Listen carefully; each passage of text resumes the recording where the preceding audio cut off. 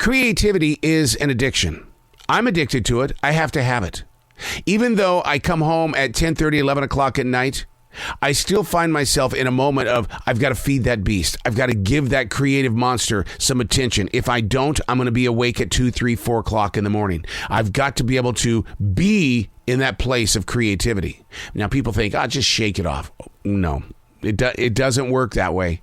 And I know you know that inside your mind, body, and soul, but you've never met anybody who's ever said to you, creativity is an addiction.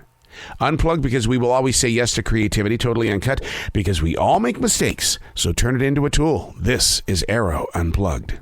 I'm probably going to cross the line today, but it's a line that you're very much familiar with. You just don't want to talk about it. You don't want to put yourself in a position where you go, well, I've got to make changes. And the thing is, yeah, you do have to make changes, because we have gone into a level in the business world where even those that are making the decisions are under so much pressure, have so much anxiety. I was talking with a gentleman yesterday, Ramit Sethi. Ramit's got a book out called I Will Teach You to Be Rich. We talk about the definition of what rich is. Rich isn't financial. Rich is what you want in your own personal life. And how do you get there? And so the subject today is really going to touch on that very thing. And I don't want to ruffle any feathers. I don't want to upset anybody. But all I want to do is I want to identify the transparency of where we are in this place of now. There used to be a time when the employee was bitching and complaining about how they were badly treated. And really, in honesty, if you step back, pull the lens back. When you step back, I think the employee is kind of being protected right now because they don't want to lose them.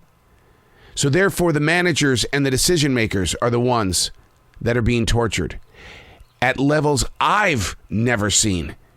And it's really one of those things where they're trying to push me into these management positions. And my answer is, oh, hell no. I see what you are doing to those that are leading me. There's no way that I'm going to put myself in that place where you are. Hey, it's Arroe. This is The Choice. This is what I was writing while the sun was waking up on a brilliant new day. And today we're reading from September 16th, 2022. When time doesn't agree with where you are on the map. Seriously, I want you to think about that. When time doesn't agree with where you are on the map. Are you in that position? Have you been there? It's funny how we make every attempt at reaching personal goals, but there's always something or someone standing in the way of our ambition. So many stories are being written about today's modern day worker. Business magazines don't want to call it laziness or a lack of respect, but employees are trying to have the upper hand on the decisions being made. Have you seen the TikTok videos of the customer and the decision makers who are abusing the employees?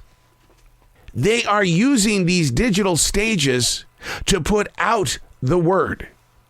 And we sit there and we watch it. We're engaged. And we go, yeah, that's really it. Yeah, I've been there. But we're not doing anything about it. Those making minimum wage are done. Fried. I gotta go. And that's why so many different levels of play are being infected by, I don't have enough employees. That's when I want to look at the company and say, how are you treating your employees? You see, the employee realizes they've got a voice today. But what I'm also seeing in this different picture, those in charge are being told to put in longer hours. We need you to stay here till 2 a.m. What? But I'm the general manager. I've got to be able to be here at 8 o'clock in the morning till maybe 6, 7 o'clock at night. No, we need you to be here at all times. Managers are doing double time, getting off between 11 p.m. and 2 a.m. to be back at 6 a.m. I experience that all the time. I see it. I also feel it in the conversations that these decision makers are having. Time isn't a friend to the majority. Although time has never changed, the expectations have. Most of us can't locate enough time to heal our mind, bodies, and souls.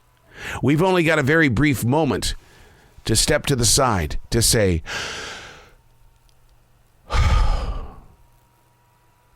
yeah, not one word spoken. We've only got a moment to step to the side, to say,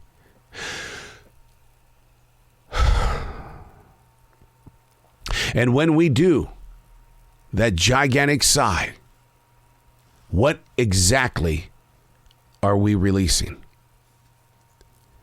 We are jumping from this position to this position to that position to finally to a different job in general. It's happening. And those that are doing the hiring are going, I don't get it. I'm at an essential job. I've never had an essential job. I've been in radio my entire life. I don't call that an essential job. I'm in retail now, and I've never had this kind of view of the real people. To be with authentic survivors of an everyday world that are busting some serious ass, and they're only paid so much. And then to look at the managers. I don't know how they got there. Did they earn it? Most of them just took a test. Okay, you passed the test. Good job. Pat you on the back. You're now in charge of blah, blah, blah. But they don't have the experience. And then comes the expectation. This is what you need to do. If you can't find people to do it, you still have to do it. You have to show up. Oh, I didn't see that even in the small print. I put in 15 hours yesterday and really? And so they're quitting. They're leaving. I talked with the manager yesterday. I said, where are you going? It doesn't matter. I just know I'm not going to be here. Oh. Yesterday, we caught somebody stealing $489 worth of beer, toilet paper, underarm deodorant, shampoos, the typical, because they keep stealing the same stuff. And the thing is that while they were stealing that, we knew they were going to try to charge the door. And so when the woman got to the door, and it was literally said, you can't go unless you pay for that. The woman, the thief, raised her hands in the air and just went, that tells me that even the thief is tired. I'm Arroe. And that's what I was writing while the sun was waking up on a brilliant new day.